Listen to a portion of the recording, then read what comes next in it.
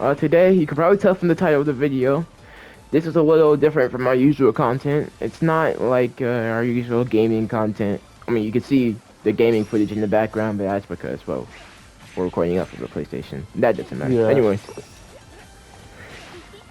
uh, you see, today is kind of like a little, just a little venting session, if you will, about our past, We just wanted to talk about something. So, and that discussion is, why we hate the word cute, or why the word cute has like I don't know, why the word cute sucks. Word cute sucks ass. Or at Yeah. least for us, it does. It's kind of like an abusive relationship, me and the cute word cute, right? Makes us definite. It makes us, flinch like a, I don't know, 1950s word, wife. No, he's housewife. Anyways, my headphones are already falling apart. Alright, so, I guess we should get into the, topic now. So, why we get the word cute? So, to start off, for me, I hate the word cute because, like, when I was young, well, I guess to start off, before we could do anything, we need to talk about why this everything, all this matters. So, we both have a chronic disease called sickle cell. And sickle cell basically just makes your red blood cells sickle into like a shape that, like a backward C, a sickle shape that makes your hard for blood flow to happen, and then when blood flow clogs up and you makes a traffic jam, you can't get all the oxygen, which causes pain in your body. Yeah. And so, for us, due to this, it's like very life-threatening, it's very serious, and so for us, we kind of like missed a lot of school as children doing sickle cell because we were born with it. It's not something you catch. It's not infectious. It's not something that you develop later in life. You are born with it. Yeah. It just goes And down in your family. yep, it's just genetic thing. And also you're using manual, by the way, if you want to like switch to like Yeah. the I whatever. realize that. That's why Anyways, I set up. video game shit aside. Anyways, so due to this, we kind of missed a whole lot of school, and we had like a very sickle cell due to the lack of blood. We also hit puberty later, and we develop slower when we do hit puberty. So we would look shorter or younger, or don't have any hair in the spots our classmates would have by that age, whatever. And so for me, in my personal case, I hate the word cute. Is because now, disclaimer, everything we talk about, we don't like anyone we bring up in this video. There's no ill. We're not like some people who are going to like bash people or women or anyone who like, for like, we aren't saying all of this because like, we hate being treated, like, we hate like we are like, I don't know, like we are upset that people didn't give us the attention we wanted. No, it's just like bringing attention to like, even good attentions can be like misconstrued, and like when you think you're Yep. helping someone, you're really making them feel lesser than. And so when you try to help someone with a disability and you think you're doing the right thing, you can sometimes be making them feel worse about themselves without even intentionally doing that.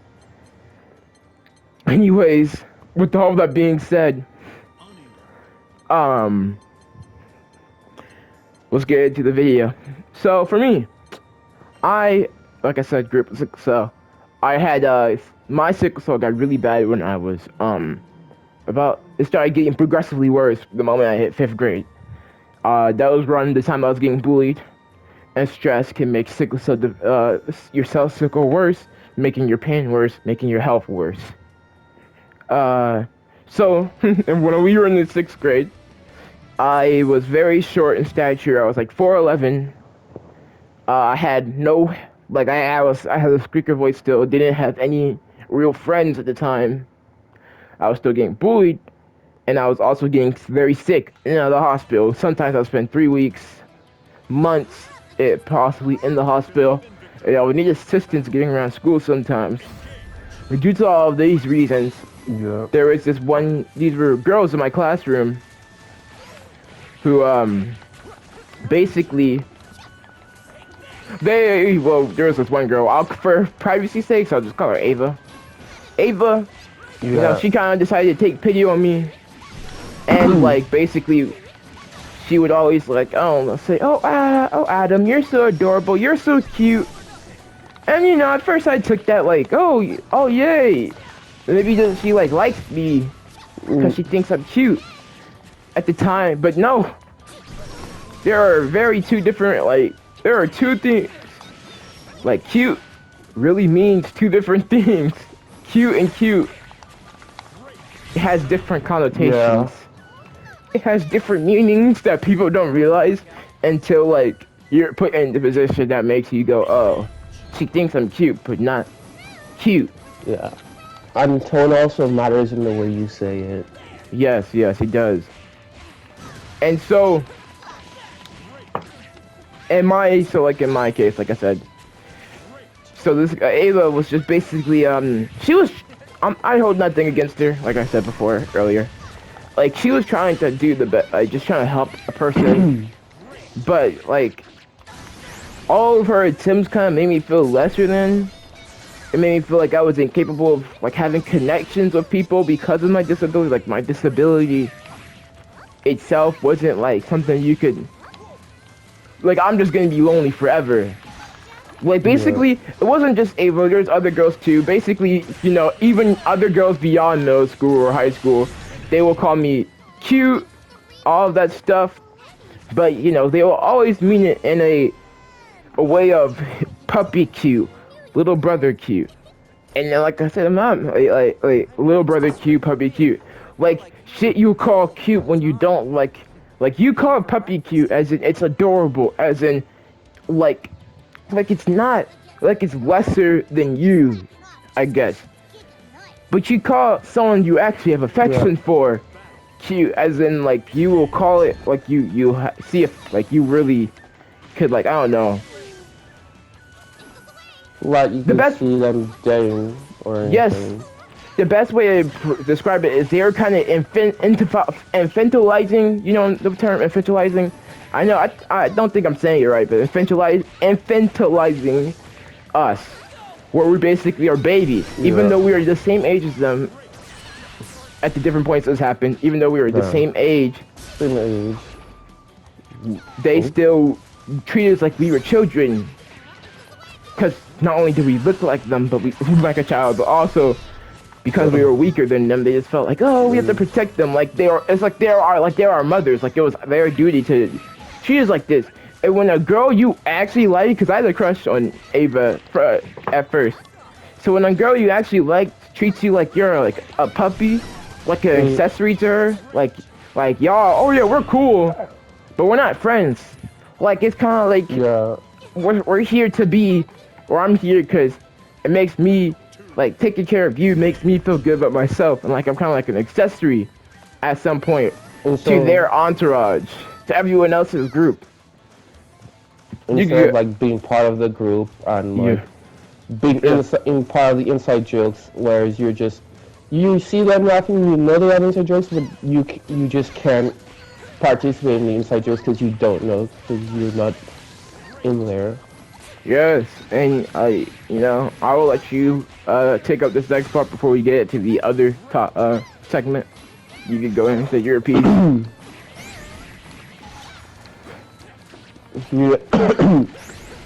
Like,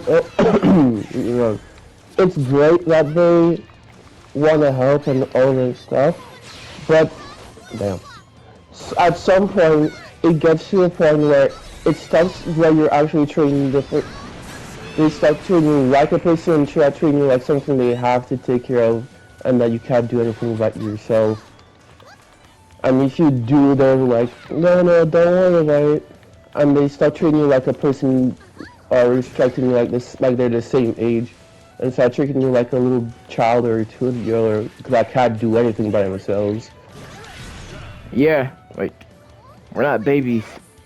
Like we are Yeah. people with disabilities have lives. We have futures that we want to have get married and have kids of our own. We want to be special to a girl, but we Yeah. can't because apparently we're incapable of doing anything for ourselves or whatever.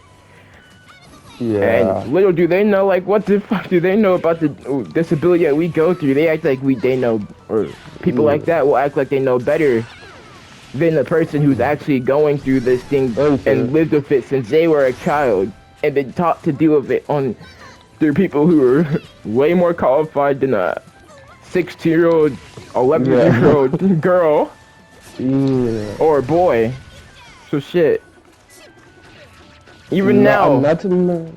at Yeah, my after 19-year-old you. age, people still do that. But yeah, what you about to say, man? Like even now, people like as you said, people still identify as you. Even your own parents do to a degree, or like they don't internalize you, but like they stop. They're like too overprotective when you want to push something, or when you actually want to do something, they're too overprotective and won't let you do it because they worry for your health. Like even just your parents. Yeah, I need to Um, change my character. like for me, I just I don't know. I'm not saying like I'm just saying I guess it's all the approach really in tone. Yeah. Um, to anyone who would say, oh, at least the people were like actually girls were actually giving you the time of the day, or for me, I was always alone. Yeah, like, but like, even if people are giving you the time of the day, it doesn't mean you're not alone. Yeah. You Someone can can just. have a conversation with you, and you can still be like so unfulfilled and lonely by that conversation because of the fact that you're not actually friends and they're not actually giving you the time of day. They're just Yeah. giving you the second, and they're like, oh, I'm just gonna, I filled my daily good person quota, and then you Yeah. just never talk after that. Well, yeah. Like just because you're talking to people doesn't really fulfill you. Like I'm sure if you guys, I'm sure if any of you have had conversations or try to make conversation, just because you have a conversation doesn't mean the conversation is any interesting or you know anything about the person after the conversation. You could have a 30-minute conversation with somebody and try to get to know them, and then after the end of the conversation, you realize, damn, I know nothing about this person because they didn't say anything about themselves, or this person knows nothing about me because they only kept the conversation about themselves, and when they try to make jokes or get inside the group and learn what getting inside the inside jokes, all you're dealt with is you're just lost because they don't want to introduce you to the inside joke and that you don't get to be a part of it. Or Okay. just because you're talking to someone like somewhere, if you know nothing about them and they don't care to ever know something more about you other than the very basic things, like how's your day been and you good, you can have a. No, I'm not saying random conversations aren't good because like being alone completely sucks balls.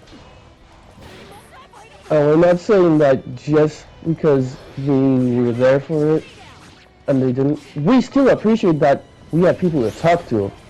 It's just the way they went about it, and how it affected us, and how it made us feel is just wasn't the best.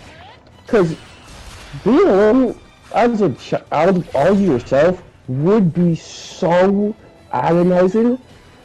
Just in the hospital room or in your house by yourself because you can't do normal childhood activities or child activities. That brings and at least having someone to talk, it's lessens the burden a little bit, but you still feel alone because you're not part of the group, you're not part of the jokes, you're just part of the people they talk to every now and then, and they don't, and after like take a week off from meeting them, and they forget everything about you, and then you're just like, oh. I guess I really wasn't that important to you guys. If after a week you guys completely forget everything about me.